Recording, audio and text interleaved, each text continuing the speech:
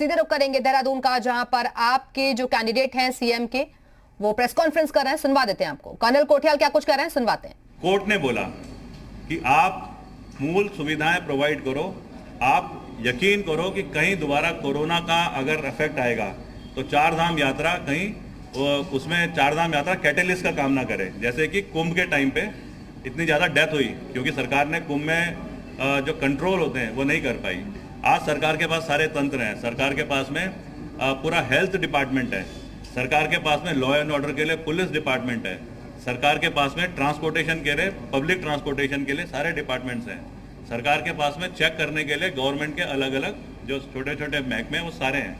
सरकार को करना ये था कि चार धाम यात्रा जो है उसको एक तरीके से मॉनिटर करके चलाए, लेकिन सरकार ने आज रीज़न ये बना दिया कि हम कोर्ट हमें बोलेगा और तब चलाएंगे। चार धाम यात्रा हो गई स्क्रैप, पूरी की पूरी चली नहीं। इतने लोग बेघर हो गए, इतने लोगों के छोटे छोटे व्यवसाय थे वो ख़त्म हो गए। अब सरकार बोल रही है कि हम सुप्रीम कोर्ट से हाई कोर्ट में लेके आ गए, हाई कोर्ट से अब हम अपने फैसले लेंगे। मेरे को नहीं पता कि क्या फैसले सरकार लेगी, पर आप ये देखिए अभी हो गया सितंबर का तीसरा हफ्ता, कुछ दिनों के बाद में चारधाम यात्रा बंद होने वाली है। भैया दूज के टाइम से वो डेट फिक्स होती है, मेरे ख्याल से इस बार है 4 नवंबर का तीसरा हफ्ता, 3, 4, 5 नवंबर को यात्रा बंद हो जाएगी। अगर 3, 4, 5 को यात्रा बंद होनी है और सरकार कह रही है कि किसी भी तरीके से, शायद अगर बोल रही है, मेरे को नहीं पता, कि हम खोल देंगे यात्रा को, तो टाइम कहाँ बचा है? एक गुजरात से आने वाले, एक साउथ से आने वाले श्रद्धालु को अपना रिजर्वेशन कराना पड़ेगा, उसे कहीं ना कहीं देखना पड़ेगा कि गाड़ियाँ चल रही हैं कि नहीं चल रही, उसके बाद में उसे देखना पड़ेगा मैं कहाँ पे रहूँगा। तो ये सारा सिस्टम तो इस बार ऐसे घुमा फिरा करके फेल कर दिया गया है। चार धाम का लेकिन एक बहुत बड़ा असर जो पड़ा है वो रोजगार पे, हर समाज के हर सेक्टर के लोगों पे पड़ा है।